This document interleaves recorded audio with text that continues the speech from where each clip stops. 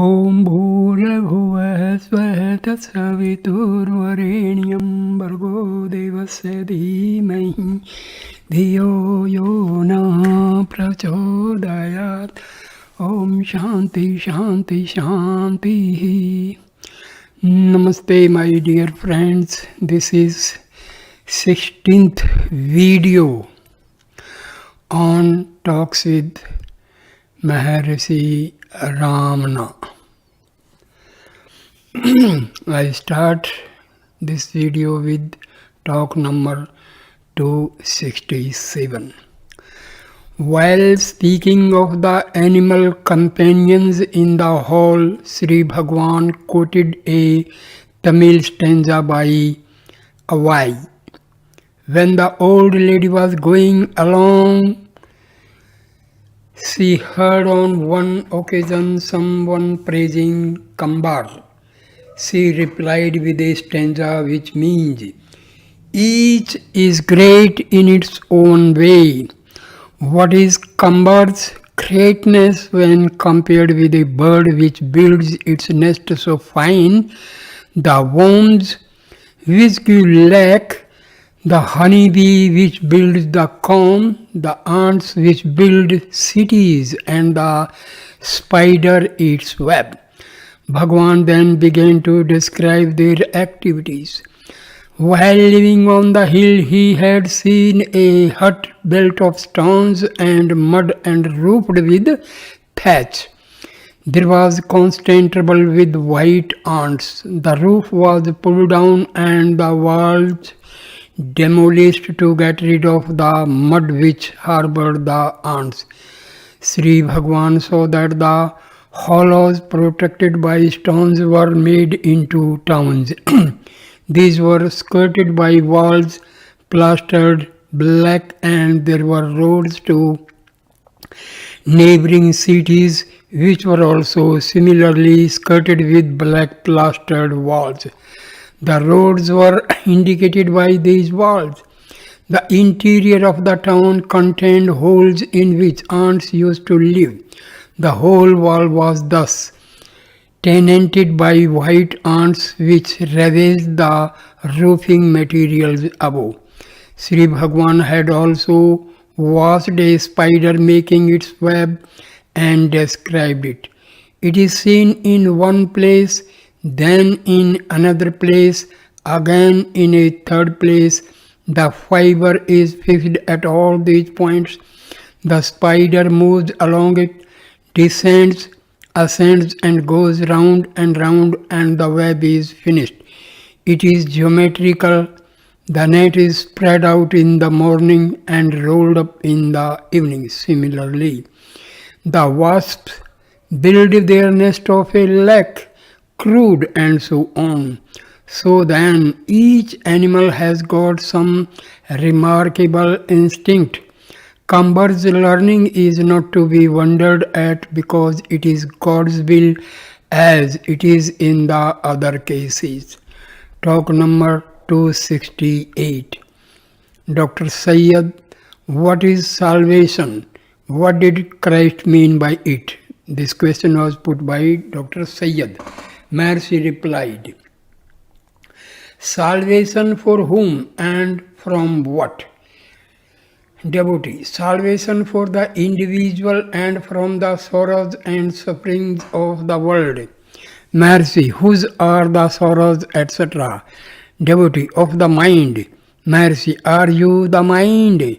Devotee, I shall now explain how this question arose. I was meditating.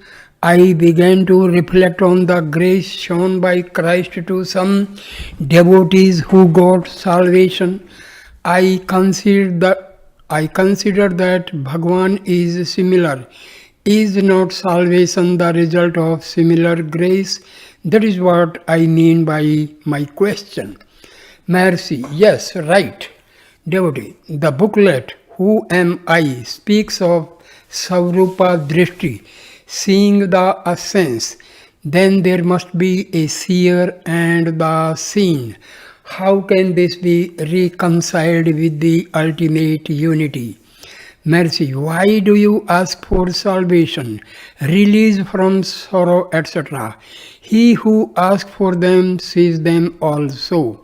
The fact is this: drishti, sight is consciousness. It forms the subject and object. Can there be drishti apart from the self? The self is all drishti, etc.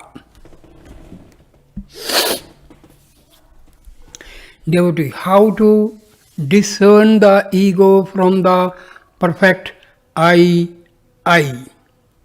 Mercy, that which rises and falls is the transient I. That which has neither origin nor end is the permanent I consciousness. Devotee, will continuous thought on the self make the mind more and more refined so that it will not think of anything but the highest. Mercy. There is the peaceful mind which is the supreme. When the same becomes restless, it is afflicted by thoughts. Mind is only the dynamic power, Shakti of the self. Devotee, are the seeds material and different from the self? Maharshi, there is no difference between matter and spirit. Modern science admits that all matter is energy. Energy is power or force, Shakti. Therefore, all are resolved in Shiva and Shakti, that is the self and the mind. The kosas are mere appearances. There is no reality in them as such. Devotee, how many hours a day should one devote to meditation? Mercy, your very nature is meditation. Devotee, it will be so when ripe, but not now. Maharshi, you become conscious of it later. That does not mean that your nature is now different from meditation. Devotee, what about practice? Maharshi, meditation must always be practiced. Devotee, a Persian mystic says, there is nothing but God. The Quran says, God is immanent in all. Maharshi, there is no all apart from God. For Him to pervade, He alone is.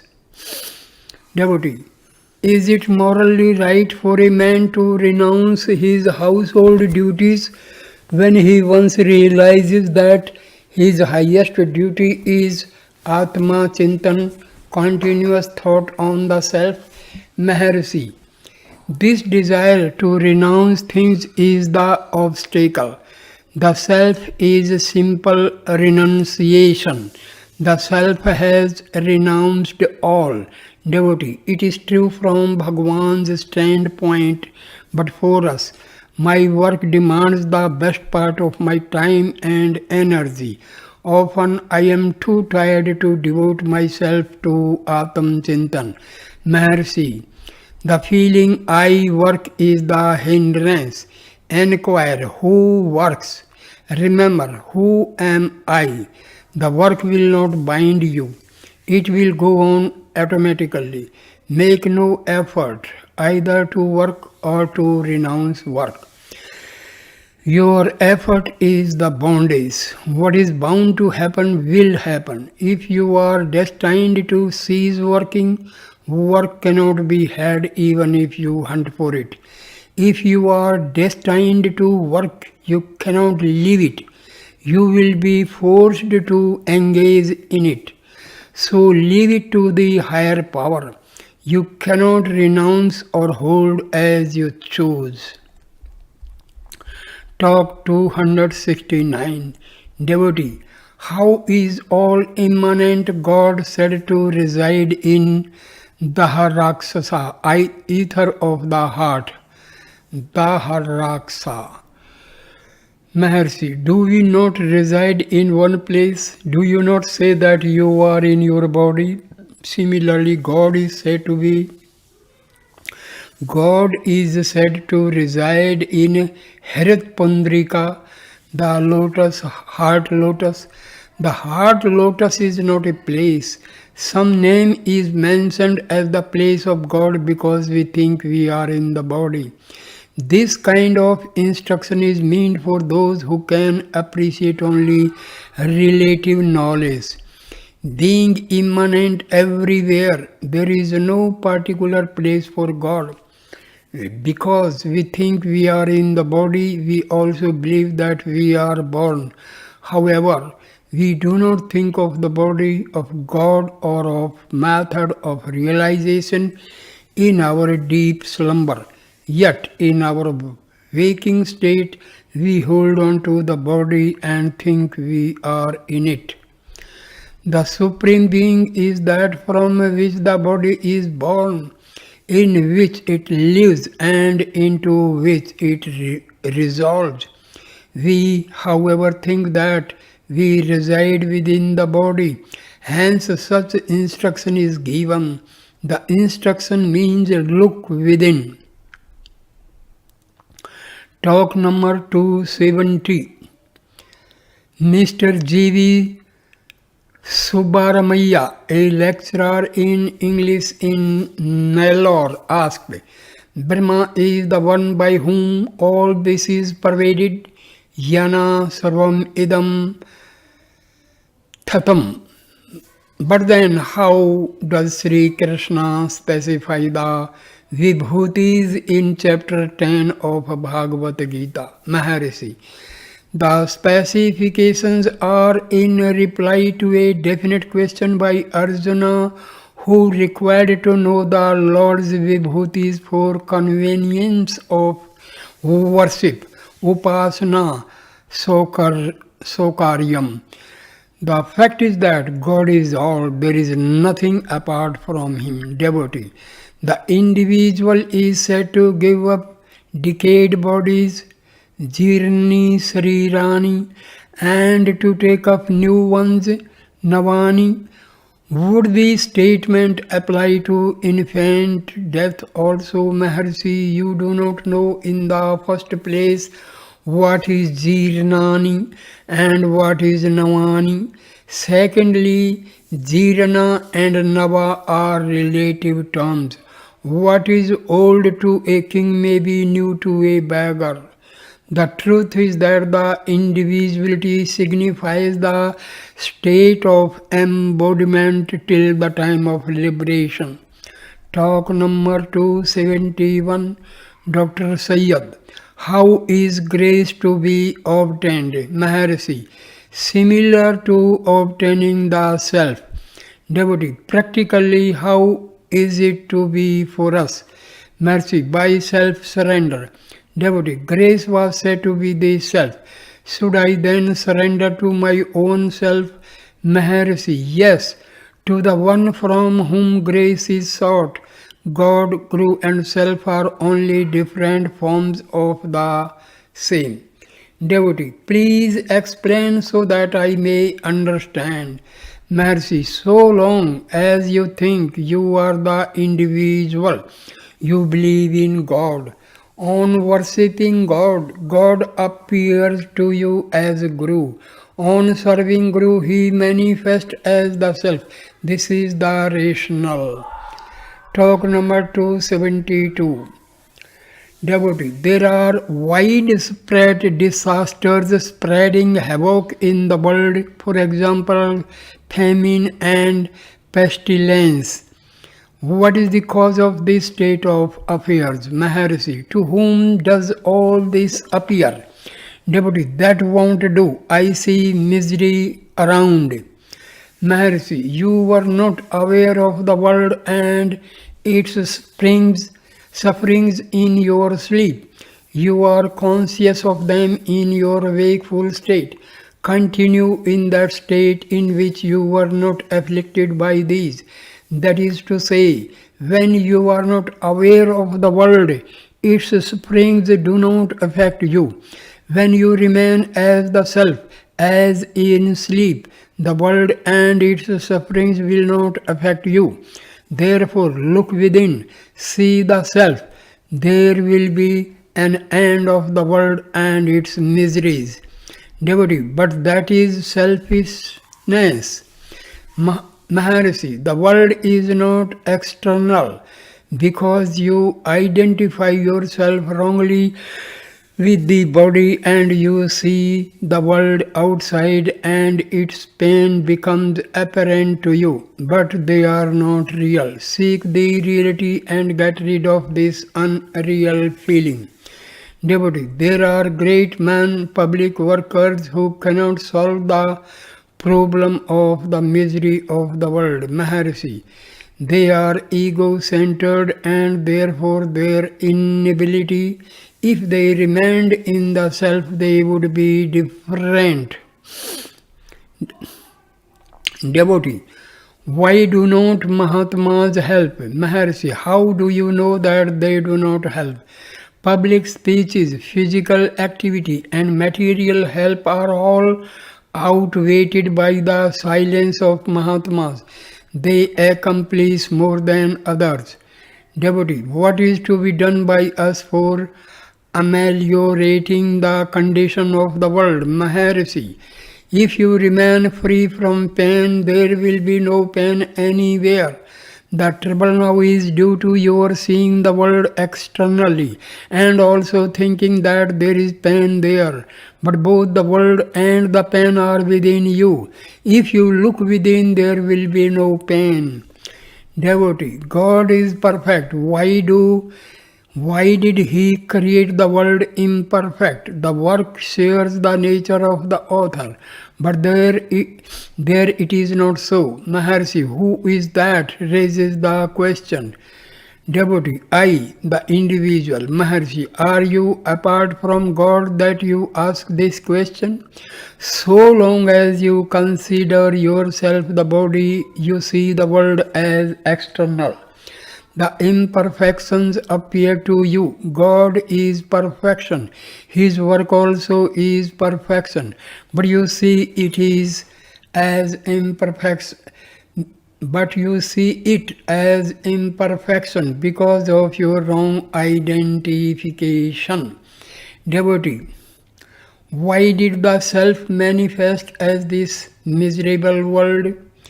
Maharshi, in order that you might seek it, your eyes cannot see themselves. Place a mirror before them and they see themselves. Similarly, with the creation, see yourself first and then see the whole world as the self. Devotee, so it amounts to this, that I should always look within. Maharshi, yes. Devotee, should I not see the world at all? Maharshi, you are not instructed to shut your eyes from the world. You are only to see yourself first and then see the whole world as the self. If you consider yourself as the body, the world appears to be external. If you are the self, the world appears as Brahma. Talk number 273. Dr. Sayyid asked, I have been reading the 5 hymns. I find that the hymns are addressed to Arunachala by you. You are an Advaitin. How do you then address God as a separate being? Mercy, the devotee, God and the hymns are all the self. Devotee, but you are addressing God, you are specifying this Arunachala hill as God. Mercy, you can identify the self with the body. Should not the devotee identify the self with Arunachala? Devotee, if Arunachala be the self, why should it be specially picked out among so many other hills? God is everywhere. Why do you specify Him as Arunachala? Maharshi, what has attracted you from Allahabad to this place? What has attracted all these people around? Devotee Sri Bhagwan, Maharshi, how was I attracted here? By Arunachala. The power cannot be denied. Again, Arunachala is within and not without. The self is Arunachala. Devotee, several terms are used in the holy books. Atma, Paramatman, Para, etc. What is the gradation? What is the gradation in them? Maharshi, they mean the same to the user of the words, but they are understood differently by persons according to their development. Devotee, but why do they use so many words to mean the same thing? Maharshi, it is according to circumstances, they all mean the self. Para means not relative or beyond the relative, that is to say, the absolute. Devotee, should I meditate on the right chest in order to meditate on the heart? Maharshi, the heart is not physical. Meditation should not be on the right or the left. Meditation should be on the self. Everyone knows I am. Who is the I? It will be neither within nor without, neither on the right nor on the left. I am, that's all. The heart is the center from which everything springs. Because you see the world, the body, and so on, it is said that there is a center for these, which is called the heart. When you are in the heart is known to be neither the center nor the circumference. There is nothing else whose center could it be. Devotee, may I take it that the self and the non-self are like substance and its shadow? Maharshi, substance and shadow are for the one who sees only the shadow and mistakes it for the substance and sees its shadow also. But there is neither substance nor shadow for the one who is aware only of the reality. Devotee, Buddha, when asked if there is the ego, was silent. When asked if there is no ego, he was silent. Asked if there is God, he was silent. Asked if there is no God, he was silent. Silence was his answer for all these. Mahayana and Hinayana schools have both misinterpreted his silence because they say that he was an atheist. If he was an atheist, why should he have spoken of nirvana, of birth and death, of karma, reincarnations and dharma? His interpreters are wrong, is it not so? Mercy, you are right. 27th October 1936, talk number 274. The Muslim professor asked how Vaishnavism can be reconciled to Advaitism. Mercy, the Vaishnavites call themselves Visishta Advaitins. This is also Advaita. Just as the individual body comprises the soul, the ego and the gross body, so also God comprises Paramatma, the world and the individuals. Devotee, does not bhakti imply duality? Mercy, reflection on one's own self is called bhakti. Bhakti and self-inquiry are one and the same. The self of the Advaitins is the God of the Bhaktas. Devotee, is there a spiritual hierarchy of all the original propounders of religions watching the spiritual welfare of the humans? Maharshi, let them be or let them not be. It is only a surmise at the best. Atma is pratyaksha, self-evident, know it and be done with speculation. One may admit such a hierarchy, another may not, but no one can gainsay the Atma. Devotee, what does Sri Bhagavan think of pravrti and nivarti margas? Maharshi, yes, both are mentioned. What of that? Devotee, which is the better of the two? Maharshi, if you see the self pure and simple, it is nivarti. If you see the self with the world, it is pravrti. In other words, inward tuned mind, antarmukh manas is nivarti. Outward going mind, bahirmukh manas is pravirti. Anyway, there is nothing apart from the self, both are the same. Similarly, also with the spiritual hierarchy, they cannot exist apart from the self, they are only in the self and remain as the self. Realization of the self is the one goal of all. 5th November 1936, talk number 275. In the course of conversation, someone referred to the fact that when Mr. Brunton and a lady were walking home in the night, they saw a bright glow on half of the hill, moving slowly and gently from north to south. Sri Bhagavan replied, "This hill is said to be wisdom in visible shape."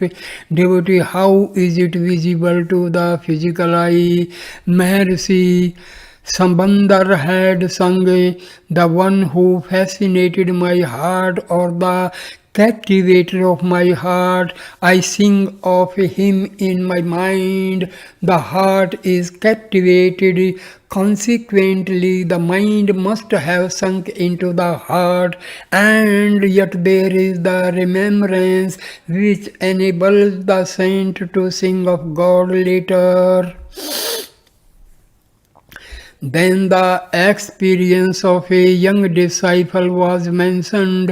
The young man, educated and in good circumstances, in good health and sober mind, was once facing Sri Bhagwan's picture in his home and meditating on the figure. The figure suddenly appeared, animated with life, which threw the young man into a spasm of fear. He called out for his mother. His mother came and asked him what the matter was. He was surrounded by his relatives who were perplexed by his appearance. He was aware of their presence, but was still overpowered by a mysterious force which he tried to resist. He became unconscious for a short time. Fear seized him as he regained consciousness. The people became anxious and tried to bring him round with medicines. When later he came to Tiruvannamalai, he had some foreboding of similar experience. The proximity of Sri Bhagavan prevented any untoward happening, but whenever he wandered away from the hall, he found the force almost irresistible and himself in the grip of fear. Sri Bhagavan said, "Is it so? No one told me this before." A devotee asked if it was not Shaktipata, descent of divine power. Maharshi, yes, it is. A madman clings to sanskaras, whereas a jnani does not. That is the only difference between the two. Jnana is madness of a kind. Devotee, but Shaktipata is said to occur in karma samaya, that is when merit and demerit are equal. Maharshi, yes, mala pripaka Karma, Samaya and Saktipata mean the same. A man is running the course of his sanskaras. When taught he is the self, the teaching affects his mind and imagination runs riot. He feels helpless before the on-rushing power. His experiences are only according to his imagination of the state. I am the self. Whatever he may conceive it to be, Saktipata alone confers the true and right experience. When the man is ripe for receiving the instruction and his mind is about to sink into the heart, the instruction imparted works in a flash and he realizes the self all right. Otherwise, there is always the struggle. Manunasa, Jnana, and the Chitta Ekagrata, annihilation of the mind, knowledge, and one pointedness means the same. Talk number 276. The UP lady arrived with her brother, a woman companion, and a burly bodyguard. When she came into the hall, she saluted Maharshi with great respect and feeling and sat down on a wool blanket in front of Sri Bhagwan. Sri Bhagwan was then reading Trilinga in Telugu on the reincarnation of a boy. The boy is now 13 years old and reading in the government high school in a village near Lucknow. When he was 3 years, he used to dig here and there. When asked, he would say that he was trying to recover something which he had hidden in the earth.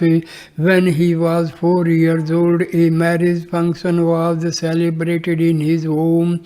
When leaving, the guest humorously remarked that they would return for this boy's marriage, but he turned around and said, I am already married. I have 2 wives.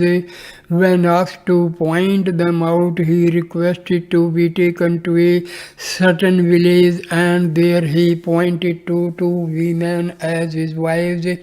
It is now learned that a period of 10 months elapsed between the death of their husband and the birth of this boy. When this was mentioned to the lady, she asked if it was possible to know the after-death state of an individual. Sri Bhagwan said some are born immediately after, others are after some lapse of time.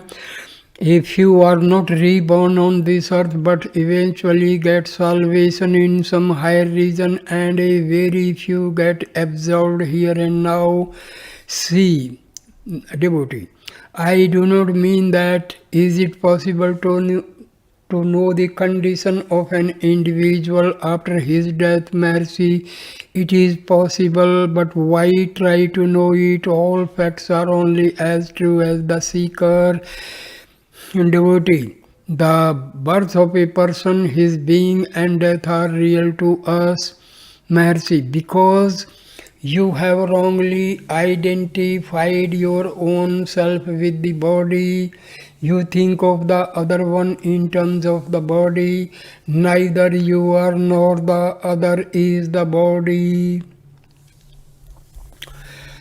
Devotee, but from my own level of understanding, I considered myself and my son to be real. Mercy, the birth of the I thought is one's own birth. Its death is the person's death.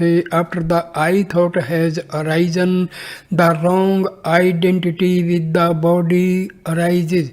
Thinking yourself the body, you give false values to others and identify them with the bodies, just as your body has been born, grows and will perish, so also you think the other was born, grew up and died. Did you think of your son before his birth? The thought came after his birth and persist even after his death. Inasmuch as you are thinking of him, he is your son. Where has he gone? He has gone to the source from which he sprang. He is one with you. So long as you are, he is here, there too. If you cease to identify yourself with the body, but see the real self, this confusion will vanish. You are eternal.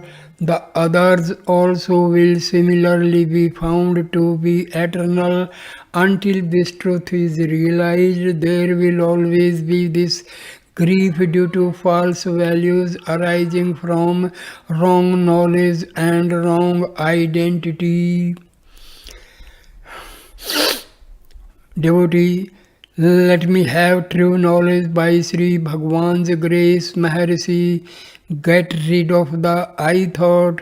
So long as I is alive, there is grief. When I ceases to exist, there is no grief. Consider the state of sleep. Devotee, yes, but when I take to the I thought, other thoughts arise and disturb me.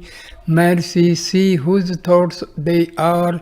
They will vanish. They have their root in the single I thought.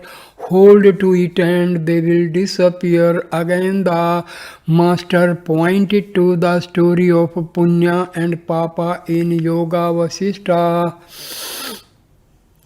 Chapter 20, where Punya consoles Papa on the death of their parents and turns him to realizing the self.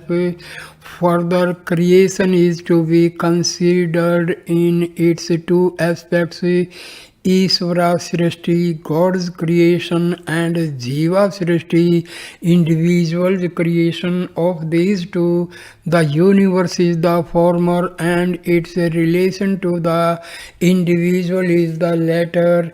It is the latter which gives rise to pain and pleasure, irrespective of the former.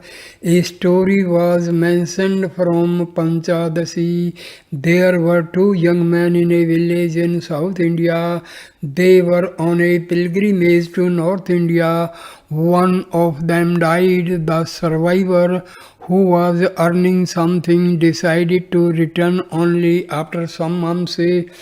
In the meantime, he came across a wandering pilgrim whom he asked to convey the information regarding himself and his dead companion to the village in South India.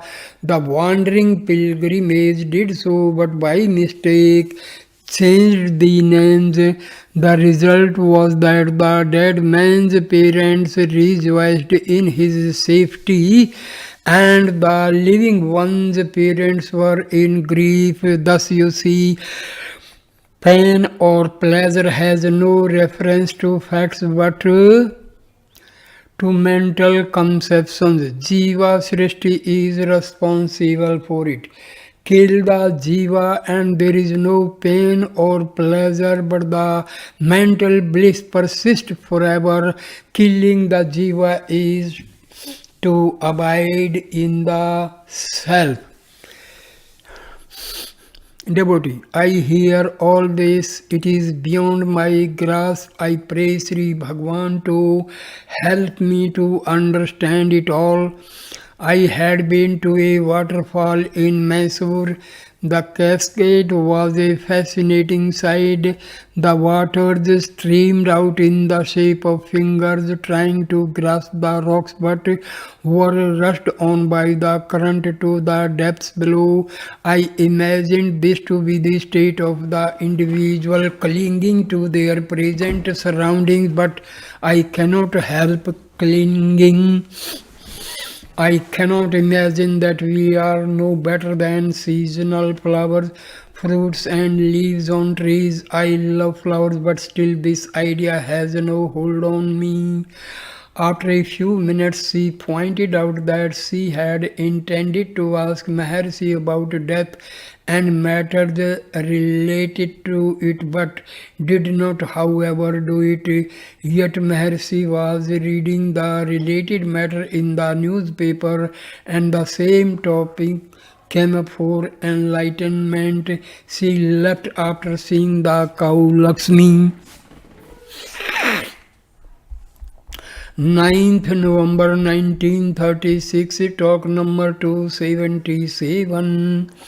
Mr. Cohen, what is will? I mean, where does it fit in the five kosas? Maharshi, the I thought arises first, and then all other thoughts. They comprise the mind. The mind is the object, and the I is the subject. Can there be will without the I? It is comprised in the I. The I thought is the Vijnanamaya kosa, intellectual seat, will it included in it. Sri Bhagwan said further, Annamaya kosa is the gross body seat, the senses with the prana and the karmendriya form the pranamaya kosa, sense seat. The senses with the mind form the manomaya kosa, mind seat. They are the jnanendriyas. The mind is formed of the thoughts only. Idam, this is the object, and aham, I is the subject. The two together form the Vijnanamaya kosa, intellect seat. 10th November 1936, talk number 278. Mr. W. Uma Devi, a police lady converted to Hinduism, had travelled in Kashmir and brought views from Kashmir at which we were looking. Sri Bhagwan humorously remarked, we have seen those places without the trouble of travel. Devotee, I wish to go to Kailash. Maharshi, one can see these places only if destined, not otherwise. After seeing all, there will still remain more, if not in this hemisphere, maybe in the other. Knowledge implies ignorance of what lies beyond what is known. Knowledge is always limited. After some time, Sri Bhagwan continued, Appar was decrepit and old and yet began to travel to Kailash. Another old man appeared on the way and tried to dissuade him from the attempt, saying that it was so difficult to reach there. Appar was, however, obdurate and said that he would risk his life in the attempt. The stranger asked him to dip himself in a tank close by. Appar did so and found Kailash then and there. Where did all this happen? In Tiruvayar, 9 miles from Tanjore. Where is Kailash then? Is it within the mind or outside it? If Tiruvayar be truly Kailash, it must appear to others as well. But Appar alone found it so. Similarly, it is said of other places of pilgrimage in the south that they are the abodes of Shiva, and the devotees found them so. This was true from their standpoint. Everything is within, there is nothing without. Talk 279. Devotee, how long does it take a man to be reborn after death? Is it immediately after death or sometime after? Maharshi, you do not know what you were before birth, yet you want to know what you will be after death. Do you know what you are now? Birth and rebirth pertain to the body. You are identifying the self with the body. It is a wrong identification. You believe that the body has been born and will die and confound the phenomena relating to the one with the other. Know your real being, and these questions will not arise. Birth and rebirth are mentioned only to make you investigate the question and find out that there are neither births nor rebirths. They relate to the body and not to the self. Know the self and be not perturbed by doubts. Talk number 280. Deputy, can you help me to get rid of Maya? Maharshi, what is Maya? Devotee, attachment to the world. Maharshi, was the world in your deep sleep? Was there attachment to it? Devotee, there was not. Maharshi, were you there or not? Devotee, maybe. Then do you deny having existed in sleep? Devotee, I do not. You are therefore now the same one as there was in sleep. Devotee, yes. Sleep, no world. Wakefulness, world is there. In sleep, no attachment. Wakefulness, attachment is there. Sleep, the self is there. Wakefulness, the self is there. Maharshi, what is then that raises the question of Maya just now? Devotee, the mind was not in sleep. The world and the attachment to it are of the mind. Maharshi, that is it. The world and the attachment to it are of the mind, not of the self. Devotee, I was ignorant in sleep. Maharshi, who says that he was ignorant? Is he not ignorant now? Is he a jnani? Ignorance is now mentioned by the contaminated self here. Devotee, was the self pure then in sleep? Maharshi, it did not raise any doubts. It did not feel imperfect or impure. Devotee, such self is common to all, even in a dead body, Maharshi. But the man in sleep or in dead body does not raise questions. Considered who raises questions. It is you. Were you not in sleep? Why was there no imperfection? The pure self is simple being. It does not associate itself with objects and become conscious as in the wakeful state. What you now call consciousness in the present state is associated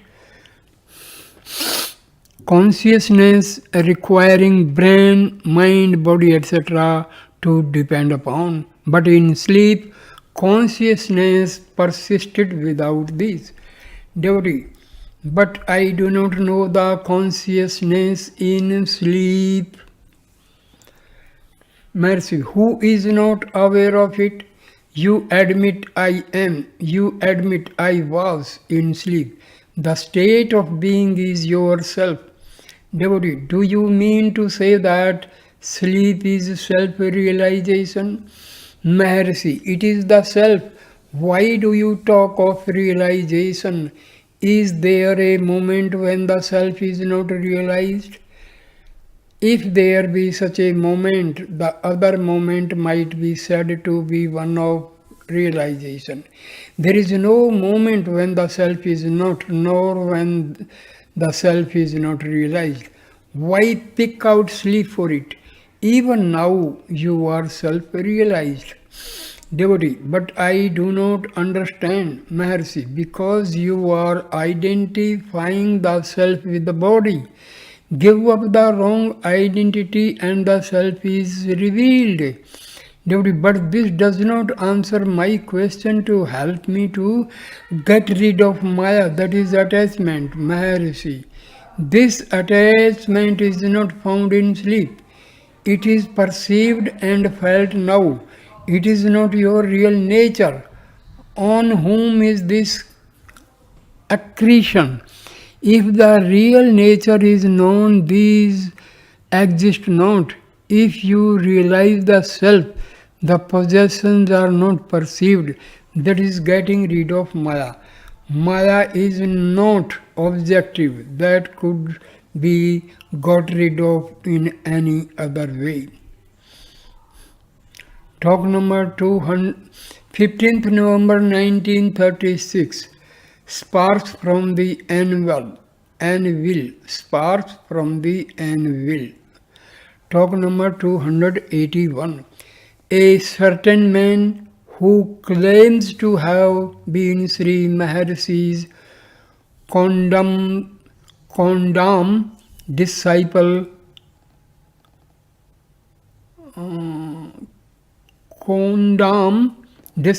has filed a suit in the court praying for a declaration that he is the legitimate Sarvadhikari of the ashramam. Sri Maharshi was examined on commission.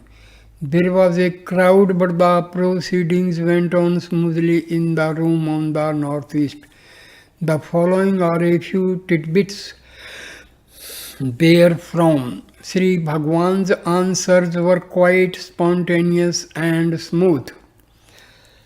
Question: to which ashramam does Sri Bhagwan belong? Maharshi: Atyashramam, beyond the 4 stages.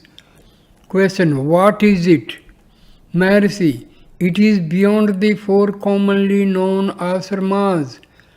Question: is it Shastraic? Maharshi: yes, it is mentioned in the Shastras. Question: are there others of the same type besides yourself? Maharshi: there may be. Question: have there been any?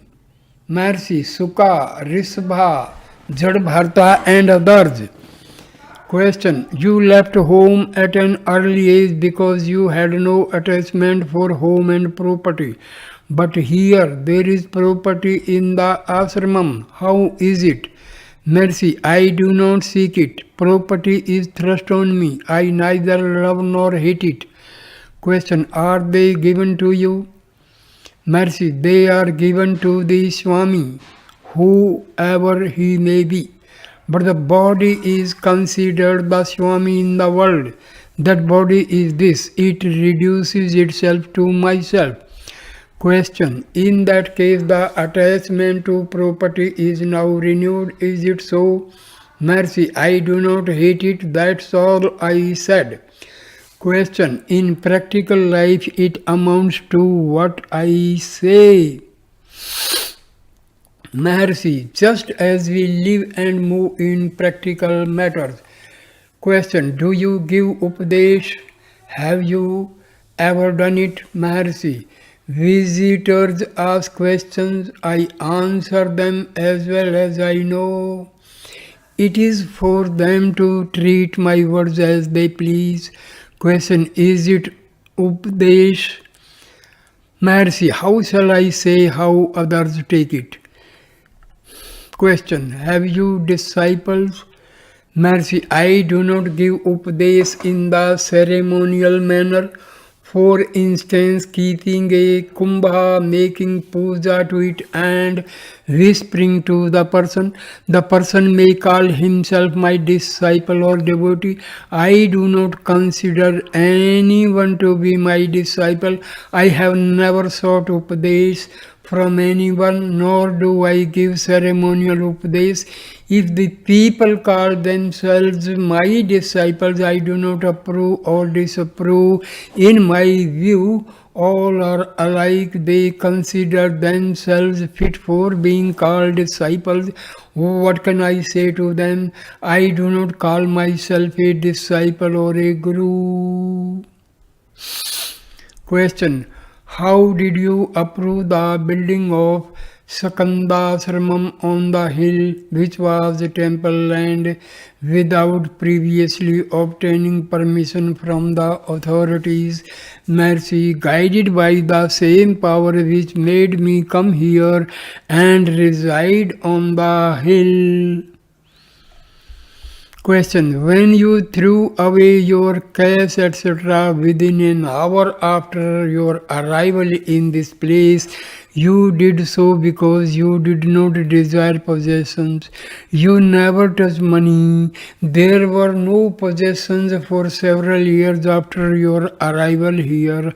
How is it that donations are now accepted by the ashramam?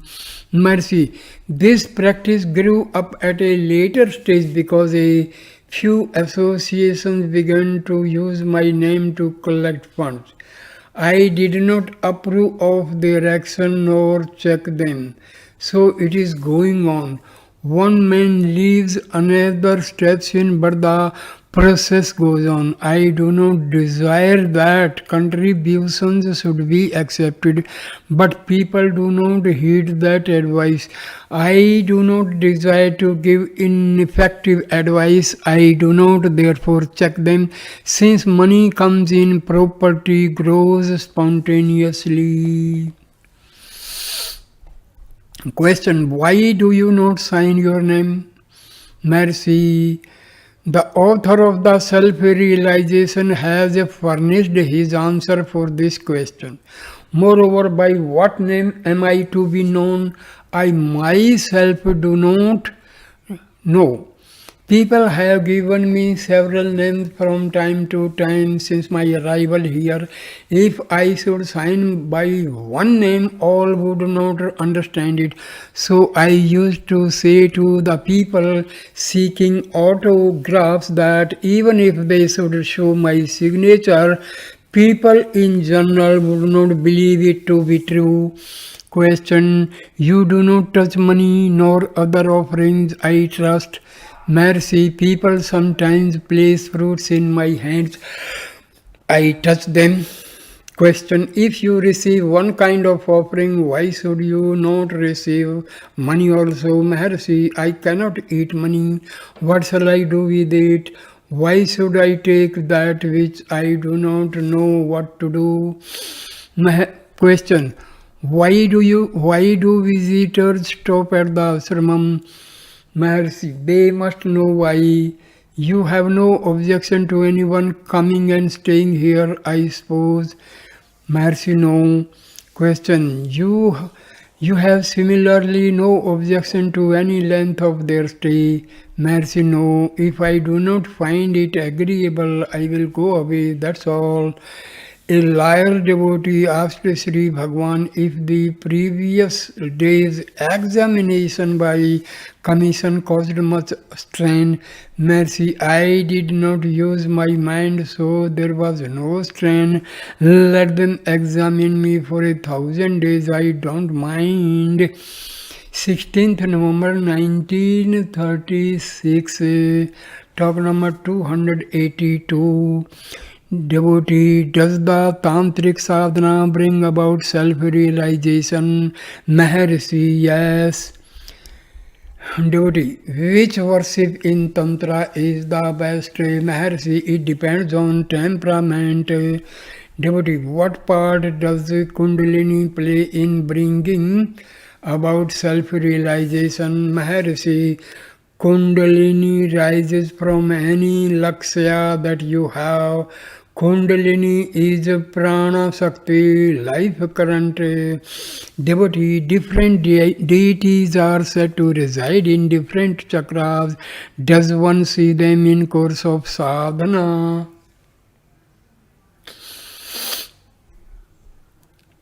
Mercy, they can be seen if desired. Devotee, does the path to self-realization go through samadhi? Mercy, they are synonymous. Devotee, it is said that the Guru can make his disciple realize the self by transmitting some of his own power to him. Is it true? Maharshi, yes, the Guru does not bring about self-realization. He simply removes the obstacles to it. The self is always realized. Devotee, is there absolute necessity of a Guru full self-realization, mercy. So long as you seek self-realization, the Guru is necessary.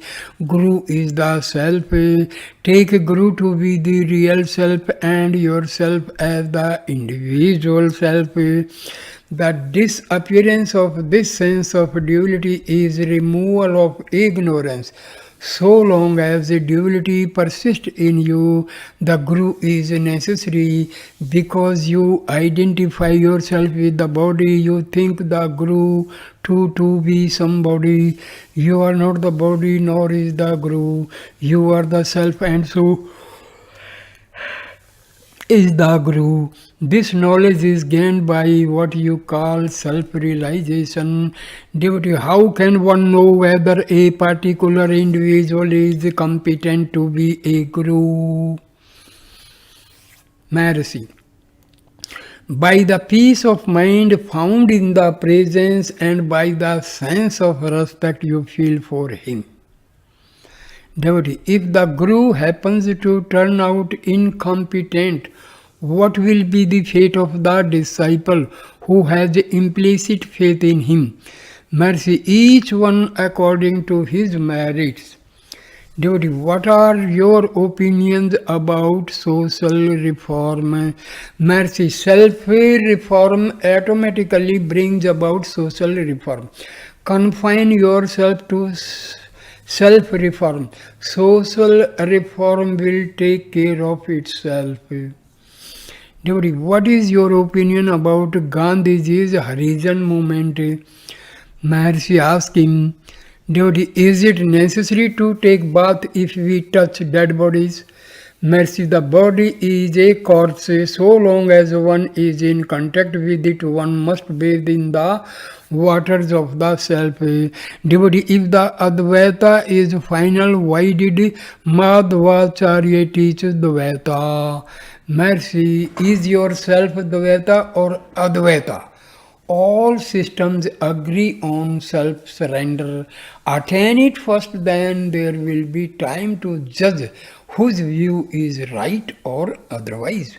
Devotee, why do you not preach to the people to set them on the right path?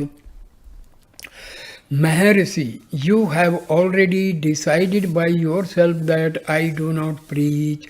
Do you know who I am and what preaching is? Devotee, is the saving of widows among Brahmins not cruel? Mercy, this may be asked of Dharma Shastris or reformers. Reform yourself first and let us then see about the rest. 17th November 1936, talk number 283. Devotee, how can one become Jita Sangadoshaha, free from the stain of association? Mercy, by Satsanga, association with the wise. Satsangvate nisangvatam nisangatve nirmohatvam nirmohatve nischaltvam nischaltatve jivan mukhitah. Satsang means Sangha, association with the Sat. Sat is only the self. Since the self is not now understood to be Sat, the company of the sage who has thus understood it is sought. That is Sat Sangha. Introversion results, then Sat is revealed. For whom is association? For whom is dosha? Devoted to the self. Mercy, no, the self is pure and unaffected. The impurities affect only the ego. Devotee, can the soul remain without the body? Maharshi, it will be so a short time. Hence, in deep slumber, the self is bodiless. Even now, it is so. Devotee, can a sannyasi remain in the midst of samsara? Maharshi, so long as one thinks that he is a sannyasi, he is not one. So long as one does not think of samsara, he is not a samsari. On the other hand, he is a sannyasi. So, dear friends, I stop this video at this point. Thank you for watching this video with patience and devotion. Please like, share and comment the video and subscribe the channel. Namaskar, my dear friends. Namaskar. Namaskar.